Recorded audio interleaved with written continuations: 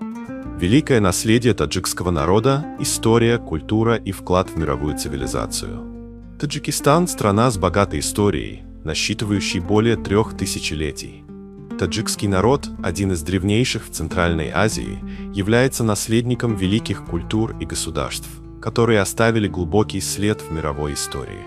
Его вклад в науку, культуру и искусство признан во всем мире. Истоки величия. Древние цивилизации.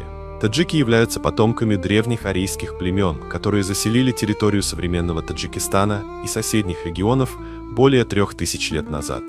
Эти земли стали частью древних государств, таких как Бактрия и Согдиана, которые существовали в первом тысячелетии до нашей эры.